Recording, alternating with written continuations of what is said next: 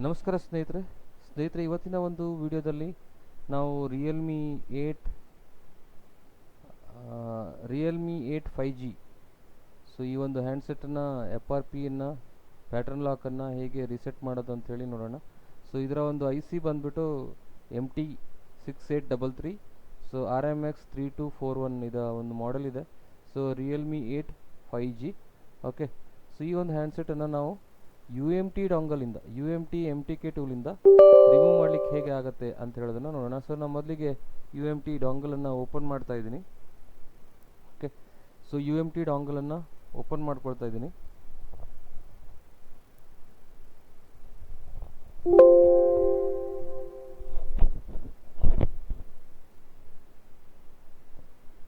So ಇಲ್ಲಿ ಒಂದು information ಬರ್ತಾ ಇದೆ, IMA ಚೇಂಜಿಂಗ್ ಇಸ್ ಇಲ್ಲೀಗಲ್ ಅಂತ. ಐ ಎಗ್ರಿ ಅಂತ ಕೊಡ್ತಾ ಇದ್ದೀನಿ. ಓಕೆ, ಸೊ ಇದಾದ ನಂತರ ಇಲ್ಲಿ ಬ್ರೋಮ್ ಎಕ್ಸ್ಪ್ಲಾಯ್ಟ್ ಅಂತ ಇದೆ, PL ಎಕ್ಸ್ಪ್ಲಾಯ್ಟ್ ಅಂತ ಇದೆ. ಸೊ ನಾವು PL ಎಕ್ಸ್ಪ್ಲಾಯ್ಟನ್ನು ಸಿಲೆಕ್ಟ್ ಮಾಡೋಣ. ಮೊದಲಿಗೆ ಸಿಲೆಕ್ಟ್ ಮಾಡಿಬಿಟ್ಟು ಟ್ರೈ ಮಾಡೋಣ. ಸೊ ಇಲ್ಲಿ ರಿಯಲ್ಮಿ ಮಾಡೆಲ್ ಏನಾದ್ರು ಇದೆಯಾ ಅಂತ ನೋಡೋಣ. So Oppo V1. Okay, Oppo. So ನೋಡೋಣ, ಒಪ್ಪೋ 1 ಸಿಲೆಕ್ಟ್ ಮಾಡಿಬಿಟ್ಟು ಓಕೆ ಟ್ರೈ ಮಾಡ್ತೀನಿ. ಸೊ ಯಾಕೆಂದರೆ 1.0 ವರ್ಷನಲ್ಲಿ ಟ್ರೈ ಮಾಡ್ತಾ ಇದ್ದೀನಿ. ಸೊ ಇದರ ಪ್ಯಾಟರ್ನ್ ಲಾಕ್ ಇದೆ. ಸೊ ಇದನ್ನು ಫಸ್ಟಿಗೆ ನಾನು ಫಾರ್ಮ್ಯಾಟ್ FS ಮಾಡ್ತೀನಿ.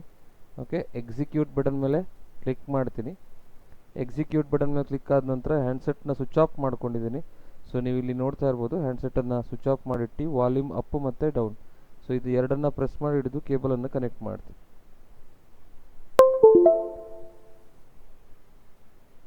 So waiting for device about not found. Okay, so ಇನ್ನೊಮ್ಮೆ ಟ್ರೈ ಮಾಡೋಣ.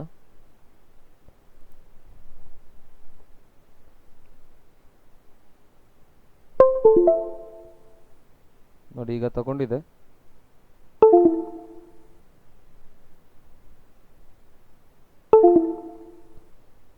ನೋಡಿ, ಈಗ ಇಲ್ಲಿ ಬಂದಿದೆ formatting user data safe. okay, if the phone stuck in logo in recovery mode, fix recovery and finish.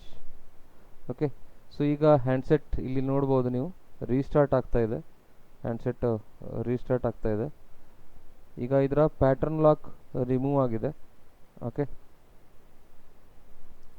Pattern lock remove ಆಗಿದೆ ಈಗ. So ಇದಾದ ನಂತರ ನಾವು ಏನು ಮಾಡಬೇಕು, ಜಿಮೇಲ್ ID-ಯನ್ನು ರೀಸೆಟ್ ಮಾಡಬೇಕಾಗತ್ತೆ. ಸೊ ಜಿಮೇಲ್ ID ರೀಸೆಟ್ ಮಾಡೋದು ಹೇಗೆ ಅಂತ ಹೇಳೋದನ್ನು ಕೂಡ ಇಲ್ಲಿ ನೀವು ನೋಡ್ಬೋದು. ಸೊ ವೇಟ್ ಮಾಡಿ, ಹ್ಯಾಂಡ್ಸೆಟ್ ಆನ್ ಆಗ್ತಾ ಇದೆ. ಓಕೆ,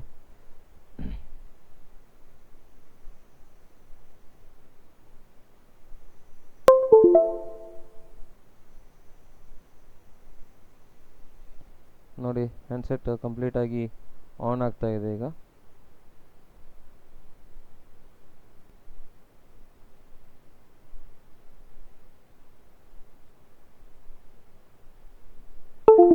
ಸೊ ನೋಡ್ಬೋದು, ಈಗ ನೀವು ಮೊಬೈಲು ಕಂಪ್ಲೀಟಾಗಿ ಆನ್ ಆಗಿದೆ. ಸೊ ಮೊಬೈಲ್ ಕಂಪ್ಲೀಟಾಗಿ ಆನ್ ಆಗಿದೆ.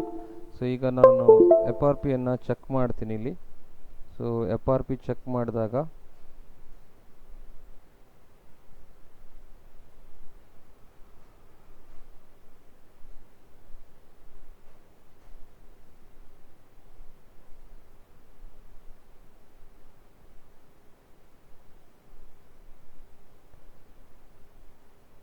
ನೋಡಿ, ಇಲ್ಲಿ ಸ್ಕಿಪ್ ಆಪ್ಷನ್ ಕೊಡ್ತೀನಿ. ಮೇಲ್ಗಡೆ ಸ್ಕಿಪ್ ಆಪ್ಷನ್ ಬರ್ತಾ ಇದೆ, ಹೋಗ್ತಾ ಇಲ್ಲ. ಅಂದರೆ ಇಲ್ಲಿ ಈಗ ನೋಡಿ, ಈ ಥರ ಒಂದು ನಿಮಗೆ ಕಾಣ್ಬೋದು. ಮೇ ಬಿ ಇಲ್ಲಿ ಒಂದು ವಾರ್ನಿಂಗ್ ಮೆಸೇಜ್ ಬರ್ತಾ ಇದೆ.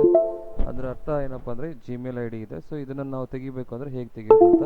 ಸೊ ಈಗ ಮತ್ತೆ ಪುನಃ ನಾನು ಹ್ಯಾಂಡ್ಸೆಟ್ಟನ್ನು ಸ್ವಿಚ್ ಆಫ್ ಮಾಡ್ತೀನಿ.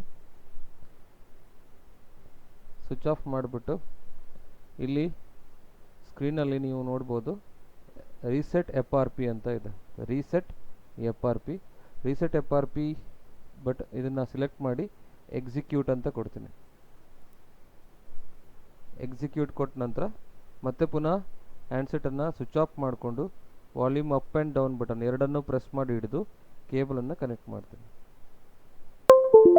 ಕೇಬಲ್ ಕನೆಕ್ಟ್ ಆಗಿದೆ.